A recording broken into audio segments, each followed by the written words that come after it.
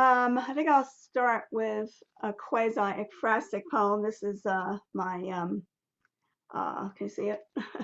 My, put it in front of my face. Let me get this right. Ah, well, I'm so bad at spatial relationships. Anyway, this is Vermeer's Milkmaid, and my ekphrastic poem coming right up is about, yes, thank you, Robbie, is about that. And also about my mother. Um, my mother, the milkmaid, and myself. My mother, though no connoisseur of art, adored The Milkmaid by Vermeer. She was an immigrant with little learning by the book, who'd lived in Lemberg and Vienna. Whether decently or poorly, now I'll never know. I think she might have loved the crusty pieces of stale bread, so real she'd want to grab a hunk, about to be a meal with milk. She often ate the parts of food we'd never touch, like chicken feet, so they'd not go to waste. She came to understand true quality, but always hated ostentation. Having waited ages to fix up the Bronx apartment, whoops, the Bronx apartment I grew up in, for the brocade sofa and the silky coverlet, she might have fondly noticed the kitchen wall, the humble nail anticipating something to hang on it, the maze of cracks. She must have seen the broken pane in the glowing window, sweet as the once familiar and one's own.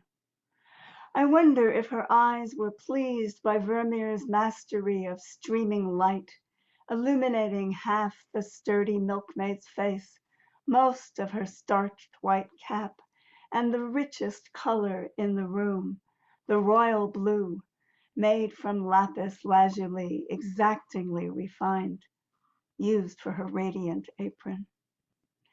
But mainly, I hope she saw what I now see, the artist's reverence for the maid of all work's focused countenance, for her hand's embrace of the unglazed jug and the simple act of pouring, for how she watches the flow of milk into the bowl with such majestic calm. When my mother looked at her reproduction of the painting hanging over the credenza in our foyer, I hope she knew, even without conscious naming, that preparing wholesome food, polishing my shoes for school, and keeping our crowded apartment clean had dignity, because she already sensed, and not without reason, that the daughter in whom she'd fiercely inculcated the value of education had had too much to value such devotions, and spoke with her on sufferance. The next poem is called Saving the Dead, and it is what a good part of groaning and singing tries to do. Uh, my immigrant dad, I should mention, part of the greatest generation, although not born in America, was arrived in America during the Depression, and then barely 10 years later, he was drafted and into during World War II. And Robbie did a wonderful job in her review of this book, which just came out in Valparaiso Review, and I much appreciate thinking about the epigraph to this poem. So, Saving the Dead, and why does my document keep disappearing? Saving the Dead, and the epigraph is, our memory is the only help that is left to them. Theodore Adorno. We carry them inside us like persons still unborn, as if everything they might be again awaited them. The bodies of our mothers before we were born, the once coquettish bodies of our prim mothers, my mother balanced on a honeymoon hayrick with my father, his palm sweeping her face towards his for a kiss, a white hibiscus flower blowing in her black, black hair. The bodies of our fathers, flat-bellied in their crisp-pressed uniforms, standing near the wings of the flying fortress, on the deck of the Massachusetts. My father grins at a monkey on his lifted arm on a tiny island purpose-built refueling stop. All those kept safe for us by luck. Time startled and lurching forward, we still carry them. The bodies of our mothers rocking with ours, groaning with us when we are ill. The smell still in my nose of my mother's richly metallic fertile blood on the Kotex in the bathroom, the carving out of her womb, and so many others. The decades beating furiously away, the long awe of their sighs as they settle into our warm cars to be taken to the doctors.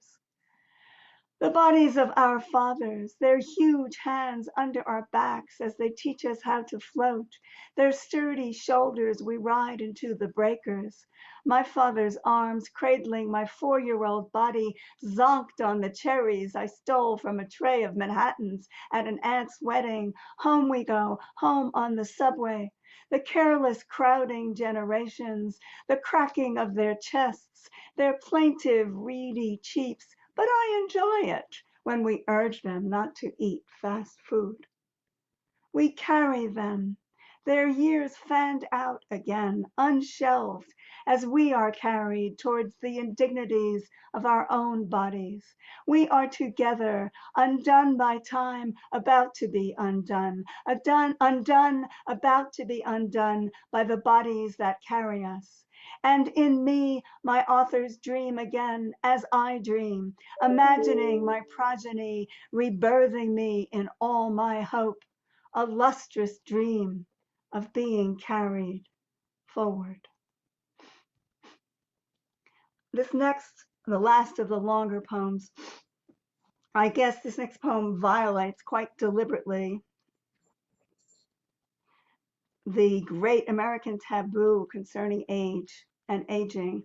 And it's not exactly in my voice. It's a voice that came to me while I was writing it. The voice of Scarecrow. Scarecrow.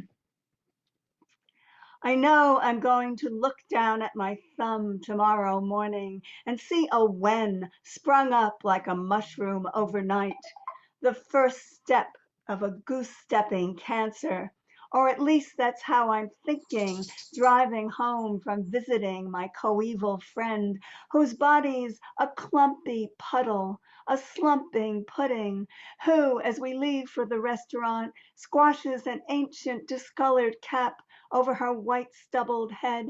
She cannot care, that scares me so, around which the black crows circle, cawing, and who's so goddamned unself-pitying. I pity, I admire, growing fiercer for music, music, music, not to be stuck in the musty corner at the living dance, drooping wall-weed and ill-fitting frumpy skin. I want to throw shots back into my open mouth, let my delicate stomach rebel, and throw up all the virtues, acceptance, patience, dignity in decline. I'm not going to stock pretty leak control panties or plan ahead for babbling on the heath, though I can see my own crows coming to roost, the crow of bone crumble, the crow of dental devastation, the crow of deranged feet. But the black ox has not yet trod definitively on my toe, and so my luxury, I hate the crows that get in my face and try to fend them off. This one, feathers mangy with parasites, who waddles near my right eye wearing a groove.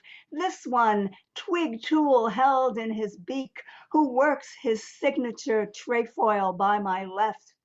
I shimmer my eyelids, wave my hands, though their cousins flock to my lips, as if digging the furrows above and below will yield seeds, though they land on my fingers, my arms, though I'm on the train to nightmare, though I'm on the train to scare, I don my flowy clothes and shining like shook foil, dance in my glitter and glow.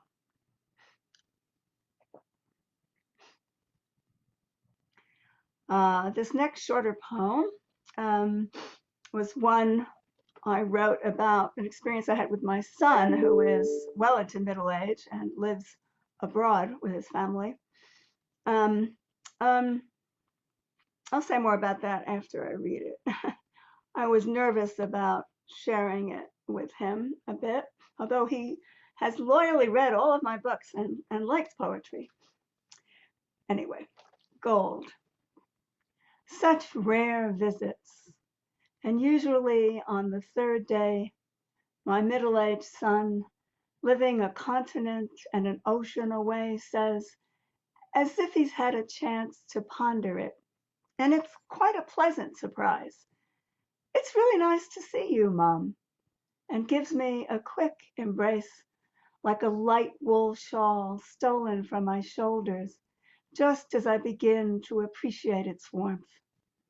Which is notable, nevertheless, because his greeting and goodbye hugs always preserve the space between us, like a band of insulating air, and make me think of the way men make even quicker work of mutual pats on the back.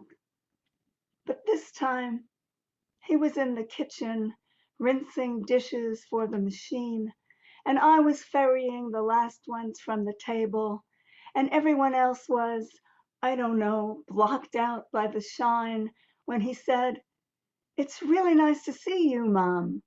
Can I have a hug?" Praise memories pushed down storage, unerased. Praise swift retrieval. And of course, I said, depositing my dishes on the counter with tempered alacrity. "It feels good to hug you, Mom," he said, during the long seconds beaten out like gold to blazing brilliance.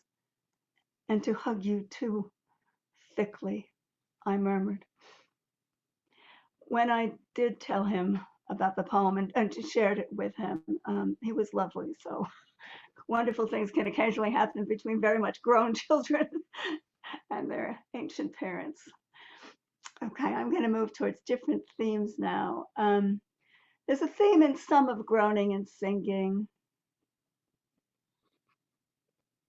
which has to do with loneliness or aloneness, and they're of course quite different, or the privacy of the self, or focus and stillness. Gosh, something's not working for me here. As opposed to focus, as opposed to distraction. Um, so I'll read a couple of poems that are related to this set of themes. Not getting the mail. Outside my window on the porch, afternoon light blinks against the stained brass of the mailbox lid, like a spider's web pressed and released by the wind. It is quiet on one frond of the fern, which looks like something singled out, something bespoke. Sorry, this keeps flipping. Nearby in the patio, a hummingbird nearby in the patio, a hummingbird flits from crimson bougainvillea leaf to crimson leaf, and the light awakes again on the dulled brass. I gaze in a stillness that feels deep as the one in which the letters nestle in the dark, in which they rest. But I never stay. My body busies the calm porch, lifts the lid. Now, all's dispersed. The next one is definitely about the privacy of the self. Non-teaching day.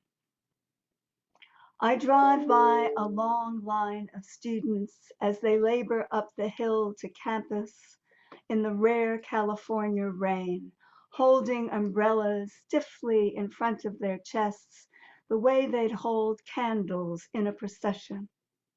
They advance singly, not talking, the steady tick of the rain seeming to quiet them and turn their thoughts inward, and each of them alcoved in his private space, achieving the hill's crest where I stop at the light, appears to me briefly dignified as a figure in high relief, with book or pen or pastoral staff on a cathedral porch. All day, while I busy myself with my own rounds, I will think of them flowing inward and outward to the sound of bells, their hearts so carefully contained, like brimming bowls of guarded water carried from a desert well.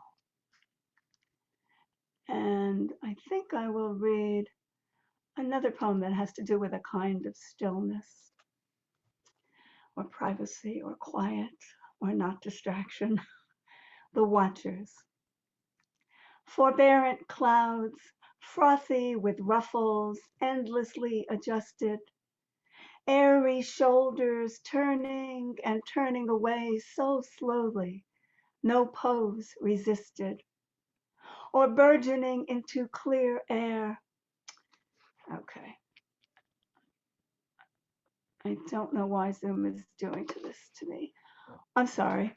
Or burgeoning into clear air, or deep veiled and misted, or dispersed without protest, or in the late afternoon, floating like deserted cities on a translucent cyan lake, swallowing darkness before the sky does high above us, who stride the shining earth for this brief, startling moment. Okay, I have two more poems I'd like to read that are not yet collected and are both very different in tone.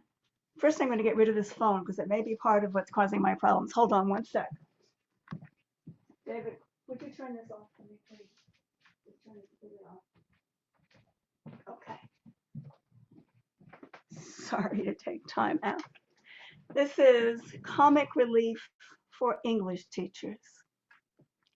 In a brick of a textbook for students processing the history of modern poetry at a clip, on one of almost 2,000 pages, thin as puff pastry layers, 8 lines of gorgeous, stately iambics into Stevens's Sunday Morning. A clam darkens among water lights instead of a calm. The teacher guffawed when she saw it, preparing her lecture notes. Yet there was no eruption of student giggling, even when their books lay open on their desks. Was it wrong not to note that minuscule typo in her syllabus, rather than wait for class to clue the students in for entertainment's sake? Sparsely they chuckled. Should she have sympathized with those oblivious as clams, buried deep in the decorum of the moment? Was she wrong to hope some few would be released by irreverent comic relief and start to read as if they could get the news from poems? When she learned to teach that course again, just thinking of that little bivalve and imagining the new class would find it brought on a rising chortle of pleasure she could barely contain. And when that clam darkened among water lights on that still glaring page, she whooped out loud and breathed a cleansing breath before opening her heart and almost drowning once more in the loveliness of poems she wanted so much to, but feared she could not share. And I'll end with this memory from about 3 decades ago, another poem about my mother who was a very colorful character in some ways. Results.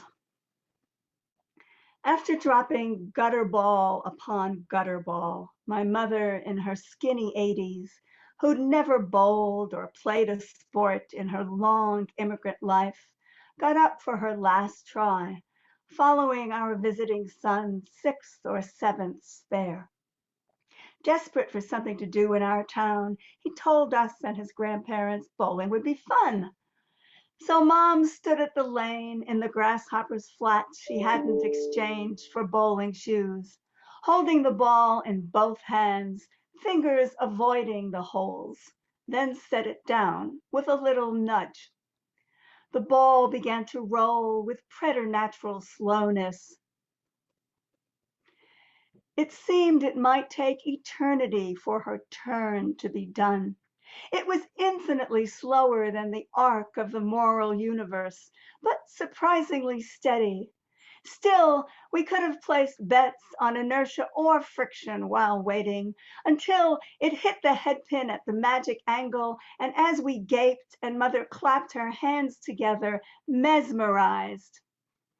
One pin after another languidly lost balance, tripping a brother, until they all lay felled like a forest during a volcanic eruption, and the scoreboard lit up. What were the odds? 1 to 10,000? It felt like an oppressed peasant winning the presidency in some third world country. My mother's smile looked shy, but secretly victorious as a Valhalla of warriors, and Dad and Gramps and Dan and I whooped and hooted for her joy.